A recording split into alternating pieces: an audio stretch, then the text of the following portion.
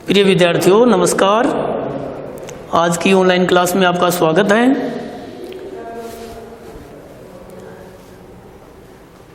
Lesson अपना चल रहा था 6 रासायनिक अभिक्रिया एवं उत्प्रेरक, और इसी लेसन में हम अध्ययन कर रहे थे रासायनिक अभिक्रियाओं के प्रकार। पीछे जो अपनी ऑनलाइन क्लास हुई है इसमें हमने अध्ययन किया था ऊष्मा शोषी एवं ऊष्माक्षेपी अभिक्रिया। ठीक, आज की क्लास में हम अध्ययन करेंगे अगली जो अपनी रिएक्शन आती है यह है तीव्र एवं मंद वेग अभिक्रिया। ठीक है, तीव्र का मतलब है तेज गति से और मंद का क्या अर्थ होता है धीमी गति से, मतलब धीरे धीरे। तो अभिक्रिया की गति मतलब उसका वेग, तो अभिक्रिया की गति के आधार पे मान लो या अभिक्रिया के पूर्ण होने में कितना समय लगता है समय के आधार पे मान लो। तो वेग एवं समय के आधार पर, वेग एवं समय के आधार पर अभिक्रिया को 2 भागों में बांटा है। एक है तीव्र वेग अभिक्रिया और एक है मंद वेग अभिक्रिया। इनमें हम सबसे पहले पढ़ेंगे कौन सी अभिक्रिया, तीव्र वेग अभिक्रिया।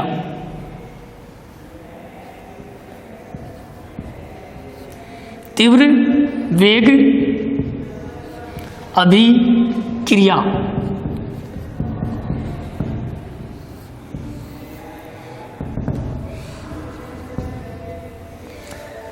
अभी आपको बताया कि तीव्र का मतलब होता है तेज गति से।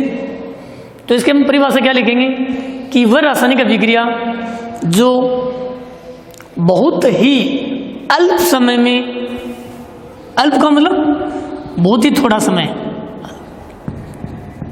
वह रासायनिक अभिक्रिया जो बहुत ही अल्प समय हम देख सकते हैं जैसे 10 की पावर माइनस 10 सेकेंड, 10 की पावर माइनस 10 सेकेंड में जो पूर्ण हो जाती है तो उसे हम कहते हैं तीव्र वेग अभिक्रिया। या यूं लिख सकते हैं कि वह रासायनिक अभिक्रिया जिसके पूर्ण होने में बहुत ही कम समय लगता है, अर्थात जो तेज गति से होती है, तो उसे क्या कहते हैं तीव्र वेग अभिक्रिया। ठीक है, एक बार पुनः सुनो कि वह रासायनिक अभिक्रिया जो तीव्र गति से, अर्थात जिसके पूर्ण होने में बहुत ही अल्प समय लगता है, बहुत ही थोड़ा समय लगता है, उसे तीव्र वेग अभिक्रिया कहते हैं। यह इसकी परिभाषा। एग्जाम्पल देखो, तीव्र वेग अभिक्रिया को समझाने के लिए हम एग्जाम्पल देते हैं। एक प्रबल अम्ल लेते हैं और एक प्रबल क्षार लेते हैं। जैसे पीछे हमने ये एग्जाम्पल पढ़ा ली है NaOH सोडियम हाइड्रोक्साइड। ठीक है, सोडियम हाइड्रोक्साइड है, ये एक प्रबल क्षार है। प्रबल क्षार क्यों है? क्योंकि ये जल में विलय होकर अधिक संख्या में हाइड्रोक्साइड आयन मुक्त करता है, इसलिए इसको कहा जाता है प्रबल क्षार। इसकी विक्रिया हम करवाते हैं इस अम्ल के साथ हाइड्रोक्लोरिक अम्ल, जो प्रबल अम्ल होता है। प्रबल अम्ल क्यों है? क्योंकि ये जल में घुल करके अधिक संख्या में हाइड्रोजन आयन H+ आयन मुक्त करता है, इसलिए ये प्रबल अम्ल है। ठीक है, तो ये प्रबल अम्ल है और ये प्रबल क्षार है। प्रबल अम्ल और प्रबल क्षार की जो अभिक्रिया है ये काफी मतलब तेज गति से होती है। जब ये दोनों एक जगह मिलते हैं, इन दोनों की क्रिया होती है, तो इनसे जो उत्पाद क्या बनता है NaCl, मतलब ये Na यहाँ चला जाएगा हाइड्रोजन की जगह और हाइड्रोजन का आएगा Na की जगह है। ठीक है, तो NaCl बन गया, प्लस हाइड्रोजन जब यहाँ आ जाएगा OH के साथ जुड़ के जल बनाएगा, मतलब ये लवण है और ये क्या है जल है। ये जो रासायनिक अभिक्रिया है प्रबल अम्ल और प्रबल क्षार की, ये क्रिया बहुत ही अल्प समय में पूर्ण होती है, मतलब इसके पूर्ण होने में बहुत कम समय लगता है। हम समय यहाँ लिख सकते हैं 10 की पावर माइनस 10 सेकेंड, मतलब बहुत ही अल्प समय में पूर्ण हो जाती है। तो हम कह सकते हैं कि ये एक तीव्र वेग अभिक्रिया है। तो प्रबल अम्ल और प्रबल क्षार की जो अभिक्रिया वो क्या है कि तीव्र वेग अभिक्रिया है। और ये एग्जाम्पल हमने पीछे क्या दिया था, उदासीनीकरण अभिक्रिया का एग्जाम्पल भी दिया था, क्योंकि इसमें अम्ल और क्षार क्रिया करके क्या बना रहे हैं लवण और जल। तो जिस अभिक्रिया में लवण और जल बनता है वो कौन सी है, उदासीनीकरण। जबकि यहाँ अभिक्रिया की गति के आधार पर जब हम देखेंगे तो ये कौन सी अभिक्रिया है, तीव्र वेग अभिक्रिया। ये होती है तीव्र वेग अभिक्रिया। अभिक्रिया। ठीक है, चलो एक एग्जाम्पल और दे सकते हैं हम इसमें, जैसे AgNO3। अब AgNO3 की क्रिया हम करवाते हैं किसके साथ, जैसे पोटेशियम क्लोराइड के साथ करवाते हैं हम। ये सिल्वर नाइट्रेट है और ये पोटेशियम क्लोराइड है। जब ये दोनों क्रिया करेंगे तो यहाँ क्या बनेगा, देखो ये Ag यहाँ चला जाएगा, इस पोटेशियम को हटा देगा, पोटेशियम यहाँ आ जाएगा। तो जब सिल्वर यहाँ चला जाता है तो सिल्वर Ag क्लोराइड से क्रिया करके क्या बनाएगा, AgCl, सिल्वर क्लोराइड, प्लस ये पोटेशियम जब यहाँ आ जाएगा तो नाइट्रेट से क्रिया करेगा तो ये बनेगा potassium nitrate, KNO3, potassium nitrate. यह है सिल्वर क्लोराइड, यह है पोटेशियम नाइट्रेट। सिल्वर की संयोजकता +1, क्लोराइड की -1, तो दोनों से ये सूत्र बनता है। यहाँ देखो पोटेशियम की संयोजकता +1 और NO3 नाइट्रेट की -1 होती है, दोनों की एक है, समान है, तो यहाँ बनेगा KNO3, ये उत्पाद बनते हैं। तो ये जो रासायनिक अभिक्रिया है सिल्वर नाइट्रेट की पोटेशियम क्लोराइड के साथ, ये भी एक तीव्र वेग अभिक्रिया का एग्जाम्पल है। मतलब इसके पूर्ण होने में भी बहुत कम समय लगता है, ये तेज गति से संपन्न होती है। तो ये ध्यान में रखना प्यारे विद्यार्थियों कि तीव्र वेग अभिक्रिया क्या है। आगे देखिए, इसी तीव्र वेग जो अभिक्रिया है इसका एक एग्जाम्पल हम और देख सकते हैं, वो है कि ये जो हरे पादपों में, किन में, जो हरे पादप हैं, इनमें जो प्रकाश संश्लेषण की जो अभिक्रिया होती है, प्रकाश संश्लेषण, हरे पादपों में जो प्रकाश संश्लेषण की विक्रिया जो होती है, ये भी एक कौन सी विक्रिया है, ये भी एक तीव्र वेग अभिक्रिया है। मतलब ये भी इसके पूर्ण होने में बहुत कम समय लगता है, तेज गति से होती है। तो ये क्वेश्चन आ जाए कि हरे पौधों में जो प्रकाश संश्लेषण की विक्रिया है ये किस प्रकार की विक्रिया, मंद या तीव्र वेग अभिक्रिया, तो हम लिखेंगे ये एक तीव्र वेग अभिक्रिया है। ठीक है, चलो अब क्या होता है, इसी प्रकाश संश्लेषण अभिक्रिया पे एक प्रश्न और पूछा जाता है कि प्रकाश संश्लेषण अभिक्रिया का अर्ध आयुकाल कितना होता है। यही अपने टॉपिक में दिया हुआ है, अर्ध आयुकाल, अर्ध आयुकाल। तो एग्जाम में छोटा क्वेश्चन पूछ लेते हैं कि प्रकाश संश्लेषण अभिक्रिया का अर्ध आयुकाल कितना होता है। तो इसका अर्ध आयुकाल कितना होता है, 10 की पावर -12 सेकेंड। प्रकाश संश्लेषण अभिक्रिया का जो अर्ध आयुकाल है ये होता है 10 की पावर -12 सेकेंड। तो ये छोटा क्वेश्चन है, एग्जाम की दृष्टि से महत्वपूर्ण है, इसे आप याद रखना। अब देखो अर्ध आयुकाल क्या होता है, अगर हमें इसकी परिभाषा पूछ लें कि अर्ध आयुकाल क्या है तो हम लिखेंगे अभिकारकों की अर्ध आयुकाल की जो परिभाषा है वो हम इस प्रकार लिख सकते हैं, अभिकारकों की आधी मात्रा को, कितनी, आधी, अभिकारकों की आधी मात्रा को उत्पाद में बदलने में जितना समय लगता है उसे उस अभिक्रिया का क्या कहा जाता है, अर्ध आयुकाल कहा जाता है।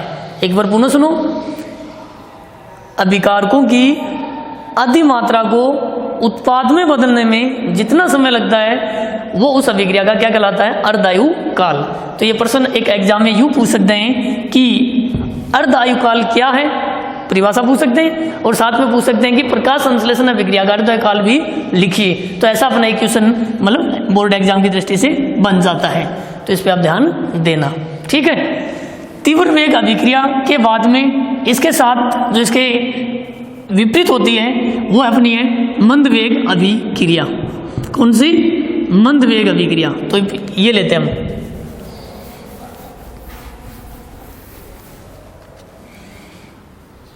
मंद वेग अभिक्रिया। ठीक है, मंद का मतलब है धीरे धीरे, मतलब मंद गति से। ये मंद वेग अभिक्रिया ये इस तीव्र वेग अभिक्रिया के बिल्कुल विपरीत अपोजिट होती है।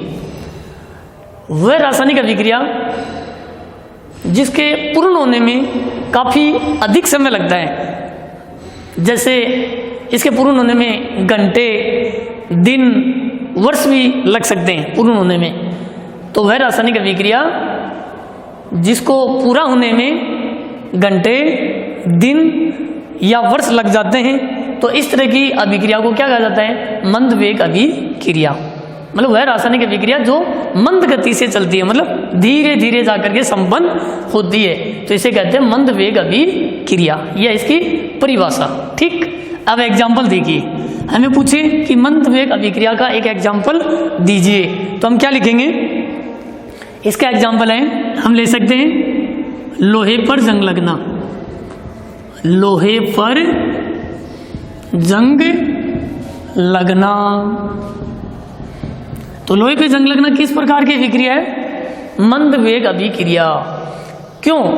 क्योंकि हमें पता है कि जब हम लोहा खरीदते हैं, खरीद के लाते हैं या बनाते हैं, तो वो काफ़ी चमकदार होता है, उसकी सतह है ना वो दूर से चमकती हुई हमें दिखाई देती है। और इसी लोहे को हम ला करके अपने घर में कहीं नम वायु की उपस्थिति में जब रख देते हैं, तो हम क्या देखते हैं? धीरे धीरे उस लोहे के ऊपर नम वायु की उपस्थिति में रखने से एक लाल भूरे रंग की परत जमने लग जाती है, जिसे हम कहते हैं लोहे पे क्या लगना?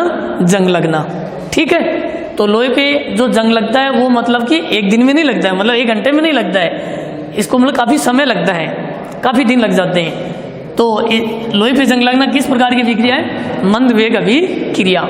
इसका रासायनिक समीकरण कई बार एग्जाम में पूछ लेते हैं कि लोहे पे जंग लगने की जो अभिक्रिया है इसका रासायनिक समीकरण लिखिए, तो हम दे सकते हैं ये लोहा है आयरन, ये वायु है O2, ये नमी है H2, तो इसको हम कहेंगे नम वायु। क्या कहेंगे? नम वायु।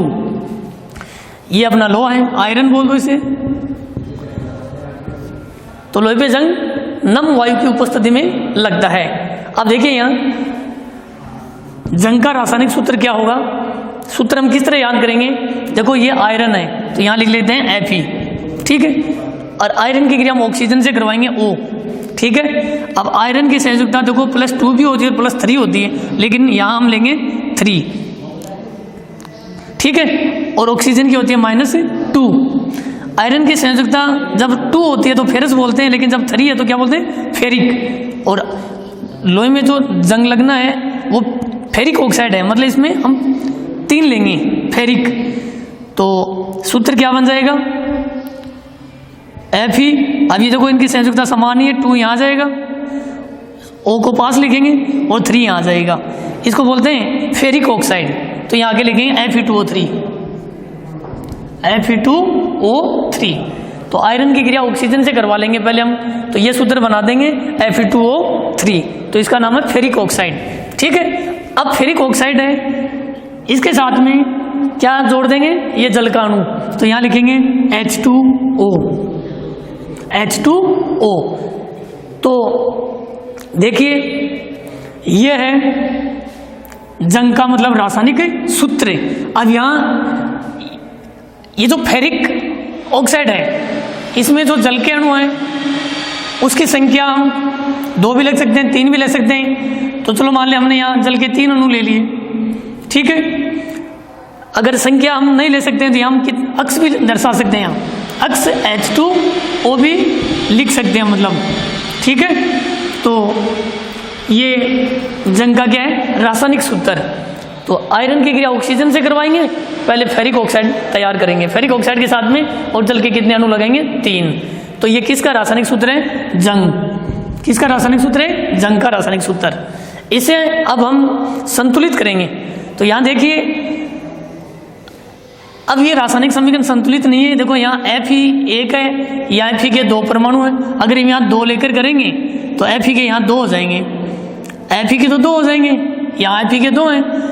लेकिन यहाँ देखिए फिर ऑक्सीजन के 3 और 3 6 हैं, यहाँ देखो 2 और 1 3 है, समान ही है। तो हम इसे संतुलित करने के लिए क्या करते हैं? ये जो अपना जंग का रासायनिक सूत्र है इसको शुरू से 2 से गुणा कर लेते हैं। अब यहाँ देखिए Fe के कितने? 2 और 2 4, तो हम यहाँ लिखाएंगे 4। ठीक है, अब देखिए इसमें हाइड्रोजन के परमाणु की संख्या कितनी है? 3 दूनी 6, 6 तो यहाँ है, और 6 को 2 से गुणा करो, 6 दूनी 12, तो यहाँ कितने से करेंगे? 6 से, 6 दूनी 12। ठीक, तो हाइड्रोजन के कितने हो गए? 12 हो गए। अब उधर देखो ऑक्सीजन के कितने? ऑक्सीजन के 3 और 3 को गुणा करो 2 से, तो 3 दूनी 6, 6 तो ये हो गई, और देखो 3 यहाँ है। ठीक है, और 3 को भी 2 से गुणा करो तो 3 दूनी 6, तो 6 यहाँ पे है और 3 दूनी 6, 6 यहाँ, 6 6 12। और यहाँ देखिए ऑक्सीजन के 6, तो हमें 6 और चाहिए, तो इसको 3 से गुणा करेंगे, 3 दूनी 6, 6 यहाँ हो गया, 6 यहाँ हो गया, 6 6 12, इधर भी देखो 3 दूनी 6 और 3 दूनी 6 12, मतलब ये अपना रासायनिक समीकरण संतुलित है। तो लोहे पे जंग लगना है वो किस प्रकार की अभिक्रिया है, मंद वेग अभिक्रिया। इसी का एक एग्जाम्पल हम और देख सकते हैं, KClO3, इसका नाम है पोटेशियम क्लोरेट। पोटेशियम क्लोरेट है, ठीक है। जब हम इसको मतलब गर्म करते हैं तो इसका अपघटन होता है, और इसका अपघटन होने से क्या होता है, ये उत्पाद बनते हैं KCl, पोटेशियम क्लोराइड अलग हो जाता है, और यहाँ से ऑक्सीजन गैस निकलती है O2, ये बाहर निकलती है। मतलब समीकरण को संतुलित करने के लिए हम यहाँ 2 से गुणा करके देखते हैं। तो यहाँ देखिए पोटेशियम के 2, क्लोराइड के 2, तो यहाँ 2 लगा देंगे, 3 दूनी 6 ऑक्सीजन के, तो यहाँ हम इसे 3 से गुणा कर देंगे। अब ये जो पोटेशियम क्लोरेट है, पोटेशियम क्लोरेट का अपघटन यहाँ बहुत धीमी गति से होता है, मतलब ये उत्पाद हमें बहुत धीरे धीरे प्राप्त होते हैं। क्यों? क्योंकि इस अभिक्रिया में किसी प्रकार का उत्प्रेरक काम नहीं कर रहा है। अगर इसी अभिक्रिया में हम उत्प्रेरक डाल दें, क्या डाल दें, MnO2, मैग्नीज डाइऑक्साइड, तो मैग्नीज डाइऑक्साइड उत्प्रेरक की उपस्थिति में ये पोटेशियम क्लोरेट है, इसका अपघटन काफ़ी तेज गति से होता है, तो ये अभिक्रिया फिर तेज गति से संपन्न होती है, हमें उत्पाद जल्दी प्राप्त हो जाते हैं। तो देखो इस उत्प्रेरक की अनुपस्थिति